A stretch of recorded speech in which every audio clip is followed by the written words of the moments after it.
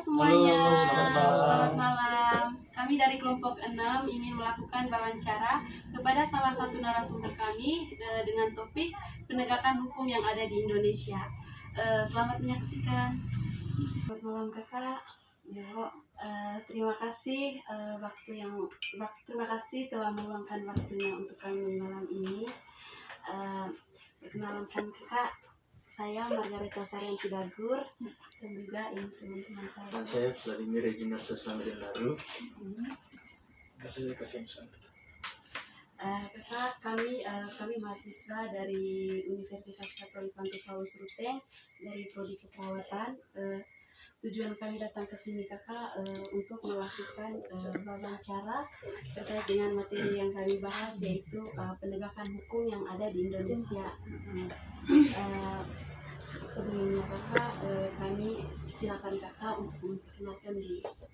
Oke, baik. Saya nama lengkap Selviana Nalis. Nama panggilan saya Elbi.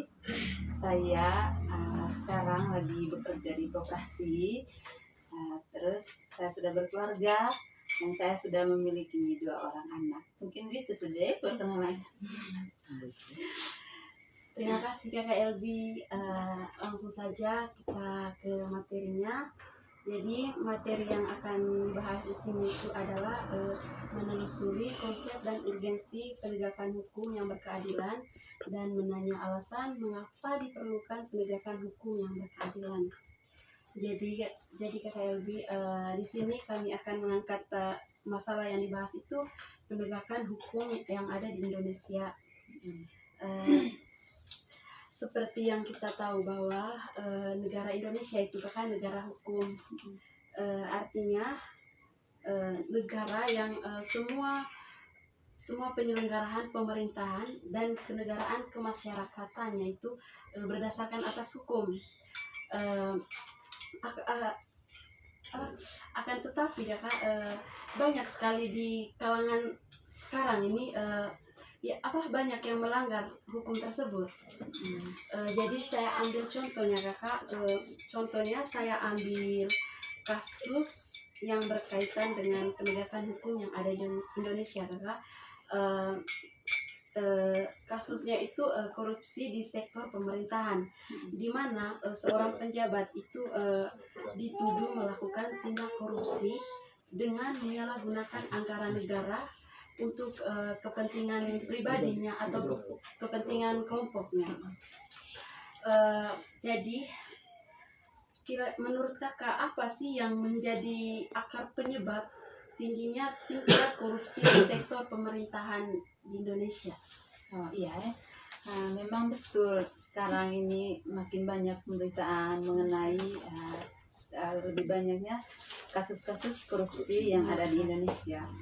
Yang pertama, kalau dari yang kita lihat selama ini, adanya faktor kayak misalnya seseorang melakukan tindakan korupsi, itu yang pertama mungkin karena memang kurangnya pengawasan dari pihak pemerintah terhadap kemana pendanaan itu disalurkan. Terus yang kedua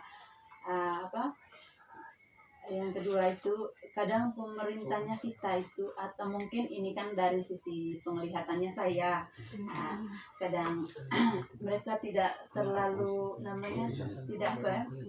tidak mau bersyukur saja dengan apa yang mereka punya saat ini, tapi mereka menginginkan lebih dari itu. Makanya di situ sudah ada niat untuk melakukan korupsi. Terus yang kedua itu terkadang gaya hidupnya mereka mungkin yang terlalu glamor atau mewah. Dari situ kan mereka berniat tidak mungkin kan seorang pemerintah yang gaya hidupnya sederhana. Kita juga tahu lah memang pemerintah kebanyakan ingin terlihat sederhana, tapi terkadang mereka juga tidak sadar kemewahan-kemewahan apa yang mereka miliki. Jadi untuk memenuhi kemewahan itu, makanya di situ sudah adanya kasus-kasus korupsi tersebut. Atau mungkin ini bagaimana menurut kakak-kakak? Mungkin ada gitu. Kalau dari saya sekarang ini kan sudah ada namanya dari kayak misalnya dinas khususnya tentang PIP ya di Iya. pemerintahan sekarang, Menteri apa itu, dia mengatakan bahwa harusnya PIP ini kan disalurkan ke ini anak peserta didik, peserta didik. Akan tetapi kebanyakan sekarang kan di masyarakat keluhannya memang mereka mempunyai kartu PIP, tapi setelah dicek khususnya anak SD kan masih belum tahu kemana apa fungsinya PIP. Nah, jadinya di situ setelah dicek mereka hanya memiliki buku tetapi tidak pernah menerima dana.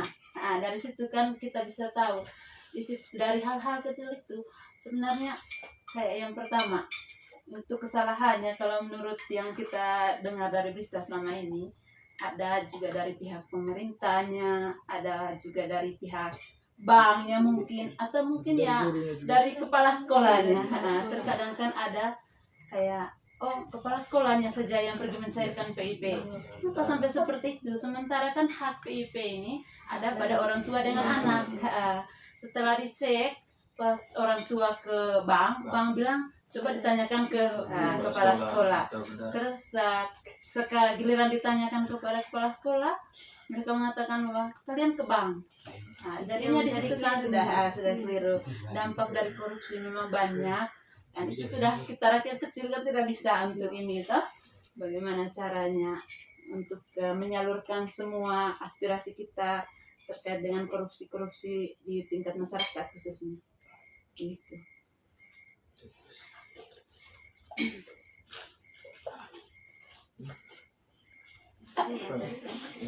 Yang kedua, baik, bagaimana penegakan hukum terhadap kasus korupsi di Indonesia? Iya, terkadang atau kalau menurut saya pribadi penegakan hukum di Indonesia ini memang sudah pas, karena kita tidak mungkin melakukan. Memang kita sebenarnya maunya kalau yang korupsinya banyak, apalagi sampai yang kayak sekarang 300 triliun, 271 triliun, kita menginginkan mending kayak di negara lain hukuman mati saja toh. Karena memang apa gunanya kita pemerintah memberikan hukuman kayak penjara berulang kalau masih ada namanya untuk bebas bersyarat, bisa melakukan tahanan luar gitu toh. Kalau menurut saya hukum sekarang itu karena kita juga masih ada namanya hukum melindungi hak-hak asasi manusia, jadi kita tidak mungkin juga pemerintah juga tidak mungkin untuk menegakkan hukum adanya hukuman mati untuk mereka yang melakukan pidana korupsi. Dari saya mungkin ya hukuman tindak pidana dari kayak aturan-aturannya kita kurang baik. Nah, di mana kurang baiknya terlalu banyak namanya keringanan untuk mereka yang melakukan pidana korupsi. Karena menurut saya begitu. Tapi bagaimana kalau mereka begini? Kalau mereka buat lagi itu korupsi. Itu sudah tindakan yang salah, itu sudah. Terkadang kita ini melihat aturannya hanya seperti itu. Dari situ kan kadang kalau misalnya saya melakukan tindakan korupsi, di situ pemerintah memenjarakan saya dengan waktu sekian tahun. Tapi dari hukuman tersebut kan kalau kita lihat selama ini masih ada namanya keringanan dengan istilah bebas bersyarat. Bebas bersyarat dari situ kan saya sebagai yang korupsi merasa bahwa berarti tindakan saya kurang merugikan negara begitu toh. Jadi saya bisa melakukannya berulang kali. Lihat saja dari hukuman yang diberikan kepada saya tidak sesuai dengan apa yang saya lakukan. Berarti saya Terus apa saja konsekuensi hukum yang dihadapi oleh pelaku korupsi jika terbukti bersalah? kalau konsekuensi hukum kan sudah pasti itu kan sudah ada di undang-undang konsekuensinya seperti apa. Kayak konsekuensi yang saya tahu itu paling semua aset-aset yang kita punya itu jadi disita. Terus yang kedua yang melakukan ini korupsi juga di penjara dengan berapa tahun yang ditentukan, tergantung seberapa banyak mereka melakukan korupsi seperti itu. Terus juga apa saja juga langkah-langkah yang yang bisa diambil untuk apa? pencegahan Oh ya, mencegah terjadinya korupsi kasus korupsi. ya. masa depan. Kebanyakan sih memang kita nonton sekarang tuh banyak orang yang menyalurkan aspirasinya, kayak misalnya kita sepertinya dengan keadaan hukumnya kita yang sekarang tidak terlalu banyak kemungkinan bagaimana cara untuk meminimalisasikan dengan pidana-pidana korupsi, maksudnya seperti itu ya. Kalau dari saya sih mungkin dengan peraturannya kita harus sedikit berubah, tidak terlalu banyak yang meringankan mereka yang melakukan pidana korupsi, itu yang pertama. Yang kedua itu untuk pemerintah juga, kayak pendanaan itu harus ada pengawasan. Setiap kali ada pengedaran dana, kemana arah dana itu perginya itu harus ada pengawasan. Terus bukti-buktinya juga harus sesuai dengan apa yang mereka mereka salurkan ke masyarakat, berapa yang disalurkan ke masyarakat. Terkadang sekarang itu dana-dana itu lebih banyak ke kayak lebih banyak ke operasionalnya pemerintah, perjalanan dinasnya pemerintah sekian-sekian. Sementara waktu dana itu kan semakin tipis, semakin mengikis dari pengeluaran dari pemerintah. Pada saat untuk disalurkan ke masyarakat, sisanya hanya sekian, sedikit saja.